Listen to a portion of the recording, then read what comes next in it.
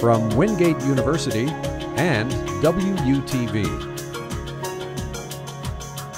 This is Wingate Today. Ladies and gentlemen, the class of 2014. Wingate University's 118th commencement on a glorious day in May. The university graduating its largest class in history, punctuated by remarks from North Carolina's governor. Hello and welcome to Wingate Today. I'm Jeff Atkinson. Let's get right to the numbers. The class of 2014 was made up of 622 graduates, bachelor's, master's, and doctorate degrees awarded. 7 students earned a perfect 4.0 GPA. 2 new degrees were conferred, Bachelor of Science in Nursing and Master of Arts in Sport Management. The class of 1964, celebrating its golden anniversary, returned to campus and led the class of 2014 in the procession. And Governor Pat McCrory gave the keynote address. A crowd of more than 5,500 attended the graduation exercises on May 17th. And Kristen Johnson was there. So you spoke to graduates and their families? Indeed, Jeff. There's nothing better to go with pomp and circumstance than a little bit of pride. Years of hard work from students finally paying off with family and friends there to cheer them on. If ever there was a day for smiles to be a mile wide, well, this is that day. A step across a stage, a pause. This moment marks the end of a chapter. The next step signals the beginning of something new. I'm going to try to be facility manager. I would like to have my own facility. Baseball games, basketball games, stuff like that, so kids can have an opportunity to play. Mark Clyburn calls this day a blessing, a chance to show 2 younger brothers how hard work pays off. I'll be the first person in my family to go through and get a degree, so it's very sentimental to me. Born and raised in Wingate, Clyburn says a little divine intervention played a part in his path to here. The Lord sent me here, so it was everything you could ask for. Smaller classes, one-on-one with teachers. The students here are wonderful. The fans from the sports activities, it's wonderful here. Kathleen Julie Guidry. From a role model brother to a role model mom, Kathleen Guidry returned to school 3 years ago. She graduates today with her master's. Her mom and 2 sons here to cheer her on. Yeah, and I turned 50 in January, so I was like, I finally did it, yay. I am very proud. I came all the way from Texas to be here for this. Everyone at my level, at my job, everyone has their MBA at this point, so to be competitive and to stay marketable going forward, it's almost a requirement now in the business community. We're going to have to fall back on the talents that we have. Governor Pat McCrory tells these soon-to-be graduates now is the time to produce. Put the lessons learned inside the classroom to good use. And continue to have some resilience, because throughout their career, resilience is what makes you survive. No doubt, he says, there will be hard times ahead. Adulthood can be tough. But what graduates leave with is more than just classroom lessons. There are memories and lessons learned about oneself that helps them not only be resilient and survive, The class of 2014. but resilient and thrive. And here's a little fun fact about this year's graduation. It marks 22 straight years of Dr. Jerry McGee's presidency of holding the ceremony outside thanks to some beautiful weather. Kristen Johnson, thank you very much. One of 2 new degrees awarded on May 17th was the BSN, Bachelor of Science in Nursing degree. 11 students in this first class graduated from the program. They posed for a picture outside the historic Burris building on the academic quad. And in a tradition that dates back 1,000 years, the nursing department held a pinning ceremony, which can trace its history back to the Crusades of the 12th century. There was also the blessing of the hands and awards ceremony inside the Bat Center, held the day before graduation exercises. It wasn't easy for everyone to make it to graduation. A busted water main shut down the eastbound lanes of US Highway 74, about 2.5 miles from campus between Wingate and Monroe. Drivers coming from points west of the university from the Charlotte area had to suffer through detours. For those who stuck it out, traffic was backed up for miles. Commencement, nonetheless, went ahead on time. If you'd like to see Wingate's 118th commencement in its entirety, we're running it this month here on WUTV Channel 22 and 97-3. Look for it mornings starting at 11 o'clock and in the evening at 9:30 p.m.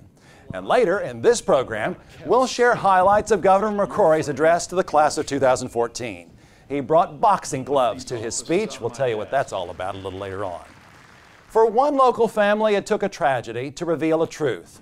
This is what the Flo family of Unionville came home to one afternoon in mid-May. They lost everything, their belongings, their memories, their sense of security. But through the loss, they found something special. That's just the Unionville way. So I felt certain that if I could get the word out there, the resources they would come. And they did. Neighbors and friends came out of the woodwork to help. And by chance, the fire coincided with Wingate University's annual Don't Dump Donate project, an end-of-the-school-year collection event. Items that Wingate students don't want or need, TVs, furniture, clothes, are collected. Here they are displayed in the Sanders Sykes gym and then donated to the community. This year, some of the items were given to the Flo family. If this would have happened a week from now, we wouldn't have as much to offer. You know, I'm still sure that our community would rally and support them and help them, but because the items are here, we can use them. And so what better way to use it for someone who has nothing at this point? Immediately, the Flows had some necessities to get back on their feet. Unionville Elementary's principal helped collect the items.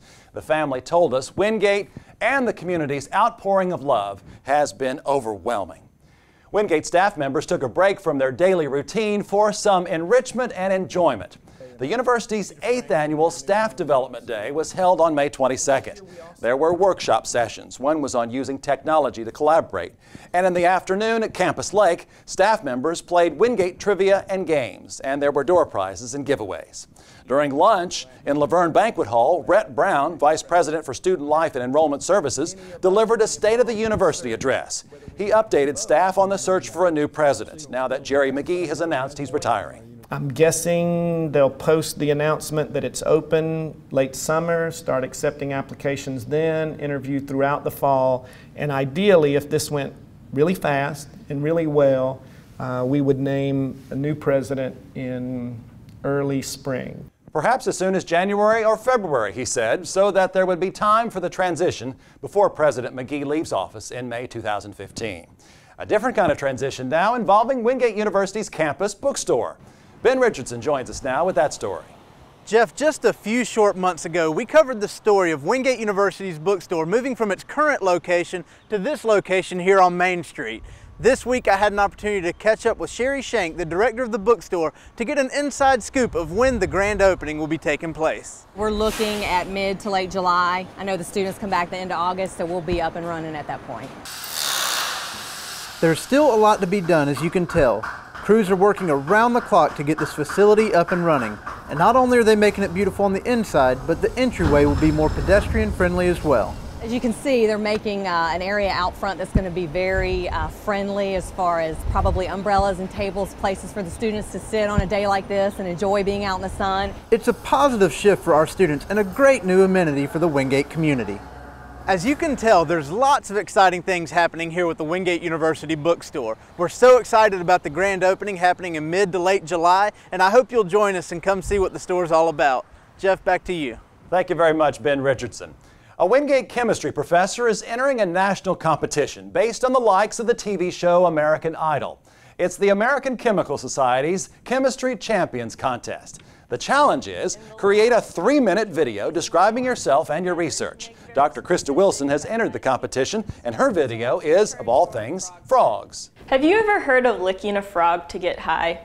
Well, not only is this true, but research into these frogs can help us develop new methods of pain relief for humans. Winners are decided on whoever has the best video and who receives the most views on YouTube. The top 10 selected each receive a free trip to the American Chemical Society's National Convention in San Francisco this fall, where they'll go head-to-head. We'll keep you posted. Time for sports, and Ryan Brown is here, and we're talking about a man who's had a threefold career here at Wingate. That's right, Jeff. Wingate University has seen so many individuals dedicate close to a lifetime of hard work and loyalty to this campus throughout the years. Some have spent those years in administration, teaching, and coaching. And then there are those like Dr. Jerry Saratt, who dedicated a lifetime doing all three. Wingate Athletic Director Steve Poston announced in May at the 2014 Woospies that after nearly 5 decades of service to Wingate University, women's golf coach Jerry Saratt would retire. Dr. Saratt also finished his duties as professor earlier this decade after a long career teaching. It was a difficult decision to make because I've been in this all my life, and I knew that to ultimately cut the strings entirely was going to be difficult. Dr. Saratt, seen here in '97, his 30th year at Wingate, came to campus from Davidson County back in 1967 as a professor. Brand new for me. I had taught in a couple of institutions in Winston-Salem while I was finishing up my graduate work, but this was the first full-time job. I had a new baby in the household, and that always makes things interesting. The campus was obviously much smaller than it is now. The decision to take over as men's and women's golf coach in 1994 was an idea not presented by Saratt, but one he welcomed with open arms. Steve Poston called and talked to me about golf, and I decided that that was something I would like to try at least for a year. That's been 10 years ago. Saratt was named Coach of the Year 3 times during his career and won 2 championships with the women's team, including a title here in 2014. That was phenomenal. We really had no anticipation because it had been kind of an up and down year. And this one was the sweetest one, because this one was unexpected. The one in 8, we knew that we had the best team in the conference, and so we were odds-on favorite to win, and we won.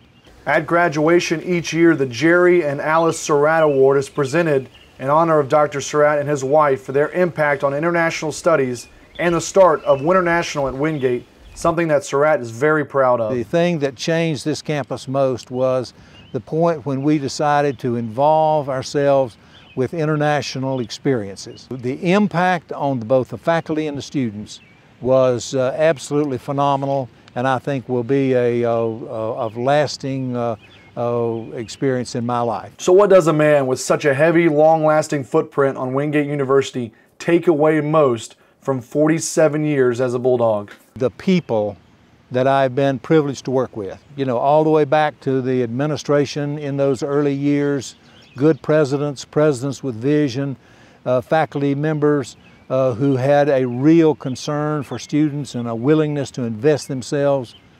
Saratt plans to spend plenty of time with his wife, children, and grandchildren, and he also says he plans to play plenty of golf and stay involved as much as he can with the college golf landscape. Just an incredible service to the university. Ryan Brown, thank you very much. The Wingate Bulldogs notched their highest finish ever in the Learfield Sports Directors Cup. Wingate finished with a school record 469 points, finishing 24th in the overall standings. The Bulldogs' 2013-14 season was highlighted by 14 conference championships and 3 regional titles. And athletics won the Sac Eccles Athletic Excellence Award for the 8th consecutive year, beating runner-up Lenore Rhine by 44 points. Summer has begun in the town of Wingate. For the 3rd year in a row, the town hosted the Wingate Summer Fun Festival at the university's campus lake property. It featured a rock climbing wall, inflatables, and rides for the kids. There was plenty of food and fun, and musical entertainment by the Fantastic Shakers, a beach music band from Lincoln, North Carolina. Sandra Thomas is the event coordinator. We feel like this is one way of giving back to the residents of the town, and it's their party. We just want them to come and have a good time. Thousands attended. Organizers say the event gets bigger and better each year. Coming up on Wingate Today, meet the man responsible for making the fan experience special at Charlotte Motor Speedway. From the dirt track to car shows and concerts, he manages it all. And he's a Wingate alum. And staying with the racing theme, learning the ropes at the Indianapolis 500. So how did they get so close to the action? We'll be right back.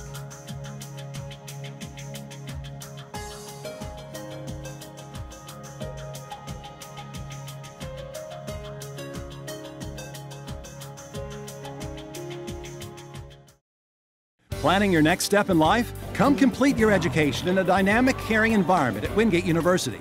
Enrollment and construction have skyrocketed in the past 2 decades as students pursue challenging and rewarding degrees in fields like the health sciences, business, and education. U.S. News & World Report has named Wingate University the 6th best value in the South. Visit one of our 3 great campuses, Wingate, North Carolina, Hendersonville, or Charlotte, or check us out at wingate.edu. Major in a great life at Wingate University. The long-anticipated Monroe Bypass is back on the North Carolina Transportation's construction timetable. In May, the federal government issued a so-called record of decision for the 20-mile toll road. The action clears the way for the state to begin buying right-of-way once again and making final plans. The road has long been envisioned as a way to relieve congestion on busy Highway 74. When finished, it will lead to better access to Wingate University. Construction is expected to start late this year or early next year. Time now for our Alumni Spotlight. And for this month's Spotlight, we sent Wingate 1995 alum and contributing reporter Brian Stevenson to the track. So who do you have for us this month, Brian?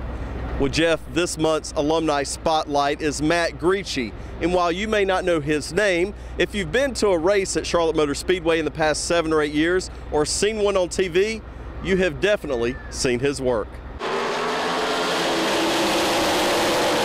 Long before the green flag drops to start a race at Charlotte Motor Speedway, 2006 Wingate alum Matt Grieche has been working hard to make sure the fans are having a good time.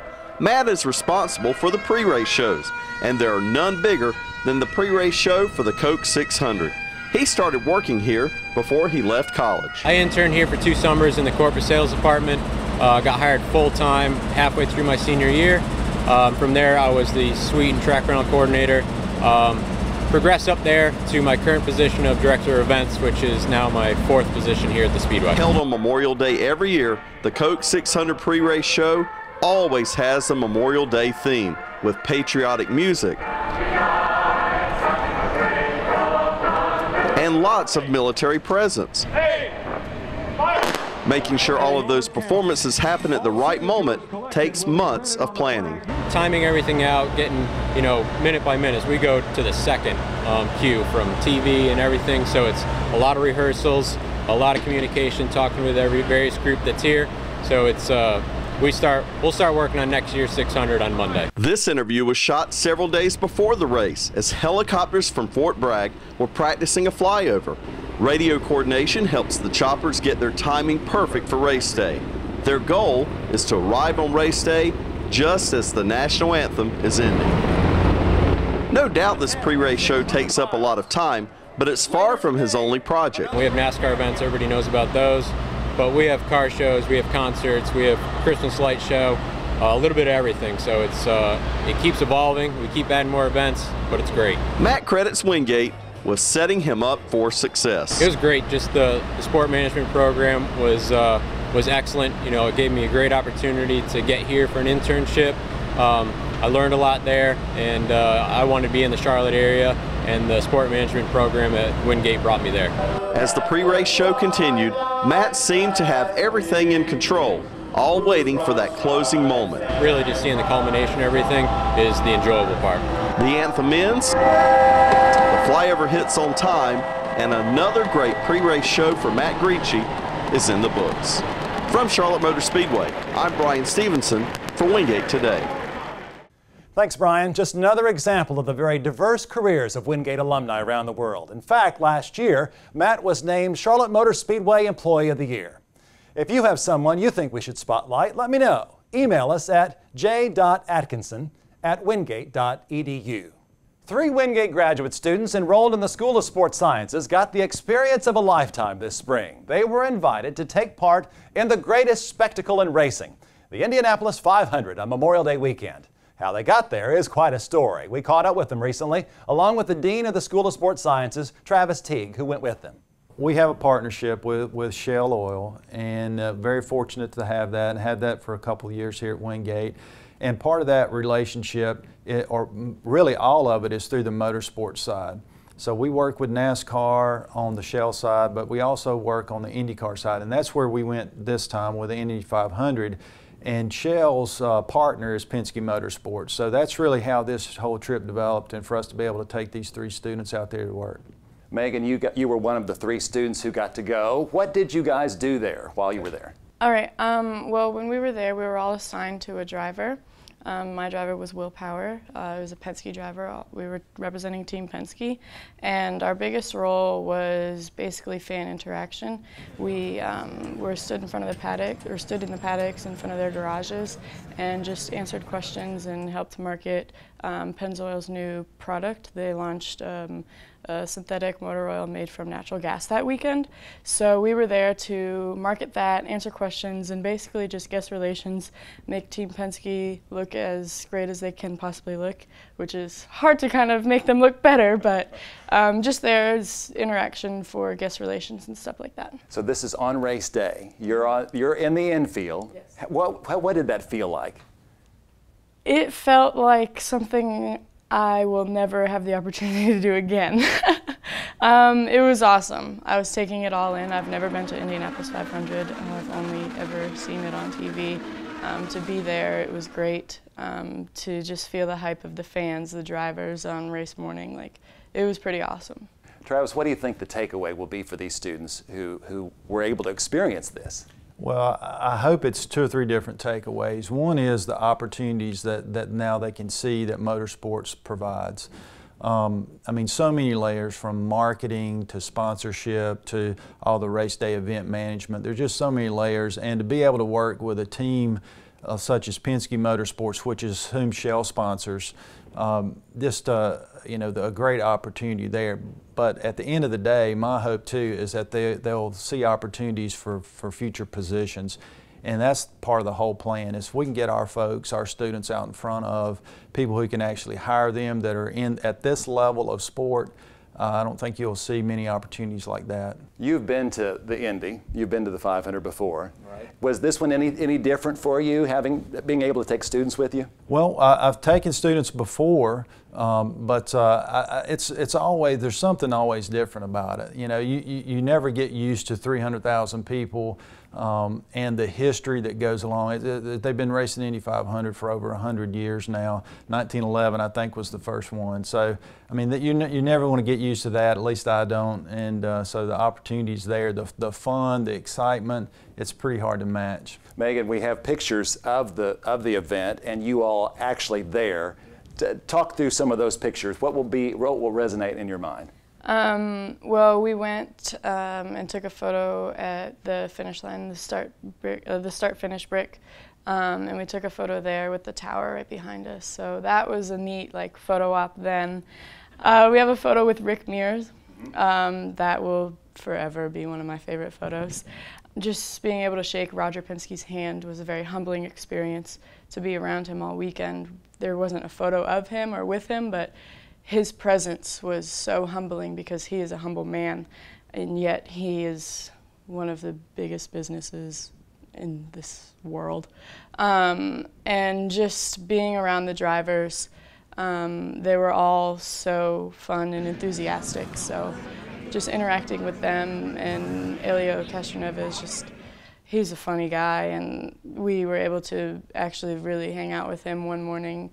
So the photo with him and stuff is just, it will be forever in my memory. What do you think you'll do now as a career? As a career, I'm not sure, but definitely I'm interested in what Shell does, Sport Dimensions, what they do. Everything, honestly, it's just opened my eyes. Team Penske was such a top-notch team there. You looked around the other paddocks, and no one had the organization that Team Penske had. It didn't compare to anybody else. So it was all very humbling. I was able to take a lot of mental notes, and just my eyes were open. Some more doors were open, I think. Very good. Megan Barry, Travis Teague, thank you for taking us to the Indy 500 this year. Yeah, thank you. He was an advocate for youth athletics and had an immeasurable impact on the area. Reporter Kim Williams has that story. Union County recently lost one of its key figures in youth sports. We're here at Porter Ridge High School to learn more about Brad Thompson.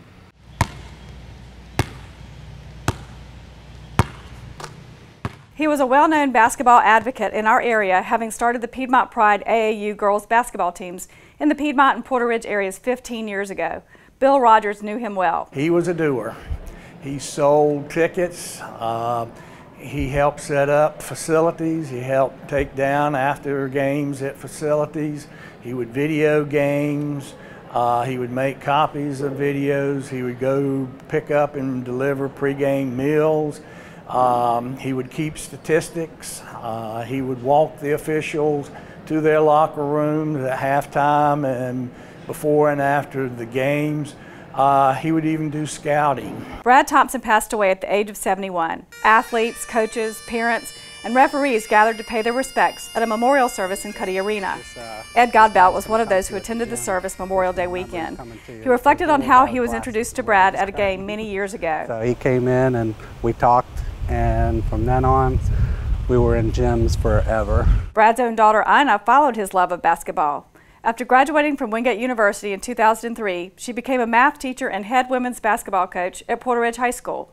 She said Brad had to have been known by every high school girls basketball coach in the western part of the state, and that he should have been a recruiter because he saw so many basketball games each year. With 3 AAU teams for 15 years, Godbout estimated that 7,500 athletes have participated in the programs that Brad started, and that involved a lot of volunteer time. I had this conversation last week. We were talking about running an association and what it takes, and he's running one where you're dealing with out of area. We were just running a local one. You're putting in 30 hours a week just running a local program. I can imagine dealing with people in all different areas. He's probably doing 30, 40 hours a week just on that. Aside from his volunteer work, he had a full-time job, and he supported other sports like football and volleyball. But women's basketball was his true passion. He believed that female athletes deserved a chance for success through competition, dedication, recreation, and fellowship. He will be missed by many people who will always remember him as a happy, friendly person. You can't reminisce about a person like that without being happy, too. Brad Thompson made such a huge impact on Union County sports during his lifetime that the programs will continue to benefit even after he's gone. Reporting on scene, Kim Williams, Wingate Today. Thanks, Kim. One of country music's biggest stars will be performing here in the area this fall. Clint Black, who's written, recorded, and released more than 100 songs, is scheduled to play Wingate University's Austin Auditorium on September 26th.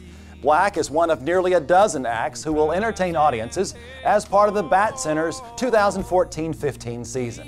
To get the full rundown, visit the Bat Center's website at batcenter.org. And that's our show for this time. As we leave you, we're going to return to commencement and hear some of the remarks North Carolina Governor Pat McCrory shared with the class of 2014. He talked about losing the governor's race in 2008, the rejection he felt afterwards, and the encouragement he got from boxer and friend George Foreman. I'm Jeff Atkinson. Thanks for watching.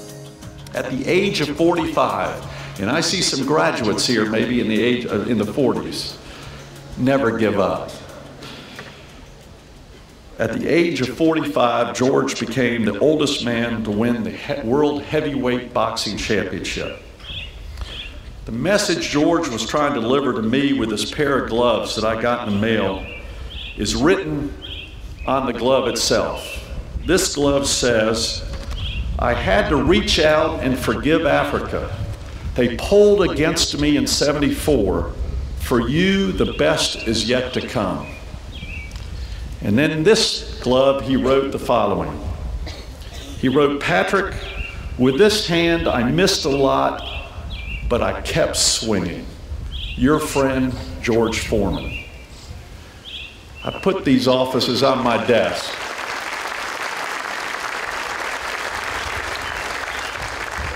And I have these offices these gloves in the governor's office now also. It serves to me as a guide. Never to give up, keep swinging during the up times and the down times, and understand that you're going to go through some change in your life. When I became governor, North Carolina was going through tremendous change. We were the 5th highest unemployment rate in the country just 1 year ago, the 5th highest unemployment rate in the country just a year ago. I'm pleased to announce that 2 days ago, the new unemployment figures came out, and North Carolina is no longer, not even in the top 30 of unemployment. And for the first time in 8 years, North Carolina's unemployment rate is below the national average. We're fighting hard. And it's because of great universities right here at Wingate, and it's going to be because of graduates like you. Because the way we're going to recruit industry and jobs in North Carolina is to have people who fulfill their potential and continue to strive and learn from each other and work together as a team and be resilient. Enjoy this night, enjoy today, accept this great recognition, but understand that you're in a competitive world and you're the future of North Carolina, and may God help you, continue to bless you and help you, and I want you all to make North Carolina your home. Thank you, and God bless each one of you. And continue to fight. Thank you.